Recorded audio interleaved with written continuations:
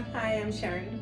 And in this video we will talk about frankincense essential oil, and that is Boswellia cateri. There's other species of frankincense, but we'll be focusing on this one. And it's steam distilled from the gum or resin of the tree. So it's kind of interesting how they cut the tree, and you've probably seen sap on trees, and then they'll harvest this gum resin once it's dried, and then steam distill it to create the oil. And it has kind of a really unique aroma. It's earthy. It smells like woody, and as Sharon mentioned before, it kind of smells like a church. If you've ever been to an old Catholic church, or been to Europe and visited some of the cathedrals and stuff, you have that. It just has that very spiritual smell. It's beautiful. So what are the safety considerations with frankincense? So it just has the basic considerations as any essential oil. You want to pay attention to the distillation date so you know your shelf life, and make sure it hasn't oxidized. Again, keep it out of direct heat and sunlight. But other than that, there's no real safety considerations with frankincense. It's a very mild, beautiful oil. It's awesome. Is it one that it's pretty safe to use with children? Yes, I would. It's fine to use a little bit in a diffuser. With some lavender would be beautiful, but yeah, it's fine around children and pets, of course, in a well-ventilated area like all of our oils, but yes. Awesome. So some of the therapeutics that frankincense offers is, like many of the other essential oils, it's also analgesic and anti-inflammatory, but frankincense is also excellent for skincare. So I actually like incorporating into facial care products, and when you're using essential oils in products that will be applied to the face, you use them in very low dilutions. In fact, I often only use like 0.3% or 0.5% in my face creams, and a little goes a long way. I mean, frankincense is a very expensive essential oil, and so it's nice to know that even a small amount in a face cream has a large impact. I hope it shows. It does. And then another therapeutic benefit of frankincense that I think is just, I don't know, I always think it's so cool, is its respiratory support. So it would be good for allergies, cold and flu season. It just helps open up the airways. You can imagine like this grounding, calming, so if you're not feeling well, it's just helping support the respiratory system. Are there any other therapeutics that you like to use it for, think of? Well, you mentioned analgesic, and that's one of my favorite ways to use frankincense is for my clients and for myself for a headache remedy. It's really beautiful and offers support with that. I actually, I did an aroma inhaler workshop one time, and somebody, they had the freedom to sort of create their own blends, and she made a headache inhaler using frankincense, I think peppermint and lavender, and she just was so amazed at how effective it was. So definitely excellent for easing headaches. Yeah, it is. What are some of the energetics that frankincense offers? Oh, so energetically, it offers just a wonderful feeling of peace and tranquility. It's very meditative. It's good for reflection. So I love frankincense for its energetic qualities. And I think just like a lot of oils, how it's resinous and how that resin pops out to kind of heal any kind of wounds in a tree, it's very healing to us as well.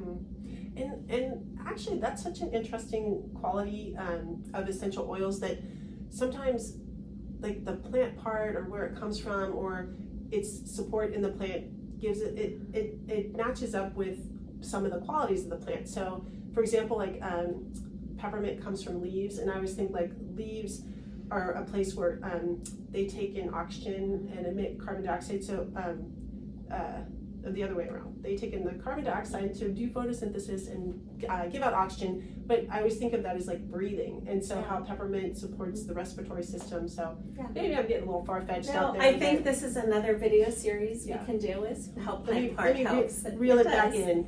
Reel it back in. All right, what are you going to make? So we are making a beautiful rollerball. This will be very calming, meditative. It can help with a headache. So this is a little, here's our rollerball. just comes in these pieces, the little roller that we put on top.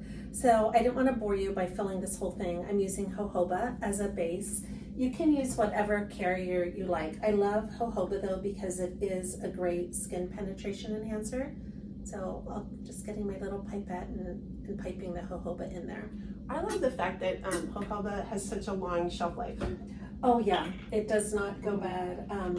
And I read that a few times that the chemical makeup of jojoba is very similar to our skin. Mm-hmm. So to me, it's a great choice, and I use it a lot in rollerballs.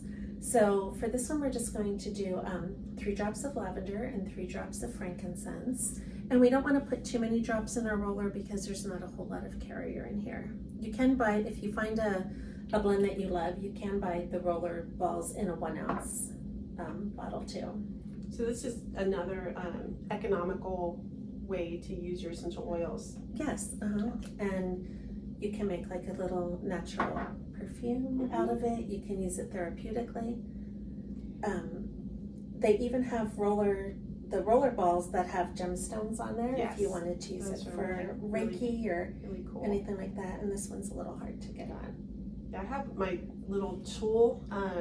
Yes, I don't know if you that have one of helps. those things I to do. help It helps. push it on there once Okay, you get a workout. we're going to push. I'm going to ask Patricia to push this the rest of the way on later. But yeah, so when it's all the way on, I'm not going to do it, but just roll it on, and it's beautiful. If you are using it for a headache, I like to roll on the temples, depending on where your headache is. Sometimes along the jawline, the back of the neck can be very helpful. Feels really, really good.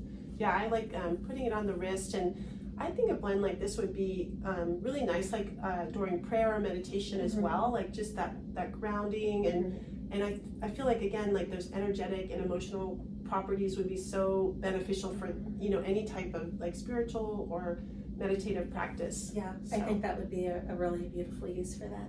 And I think that's what's so awesome about essential oils is that, you know, even if this was intended for like a headache blend, that it actually can serve many other purposes.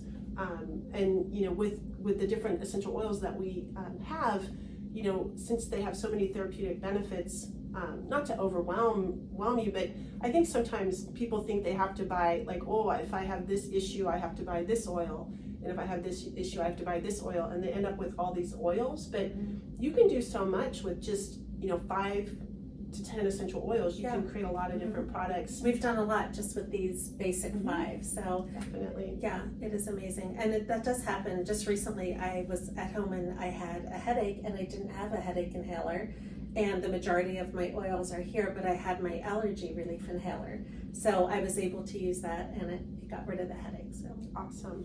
I'm sorry you had a headache. oh, well, thank you, it's fine. Glad it's better.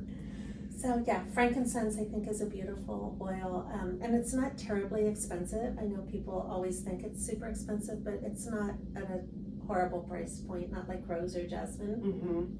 And I think too that you know, when you look at different essential oil companies, I feel like some companies, it seems like the price point for their essential oil is much higher than, say, you know, other companies. So not to mention company per se, but you know, I think I've noticed like on one website it was like $70 for a small bottle, and then it, you know, it was substantially less, and I know the quality was still maybe even better. So just check with your supplier. And another really important point I think with frankincense is to make sure that it's sustainably harvested. So I know on one of my favorite suppliers' website, it actually lists where it's from, and it indicates that it is sustainably wildcrafted, because we want to make sure, I mean, this comes from a tree, and you know, if you can imagine, if they're constantly cutting these trees and harvesting the resin, that they need to do it in a way to protect the tree. I mean, frankincense is an endangered species, and so in a lot of these countries, like, this is a very important source of income for people.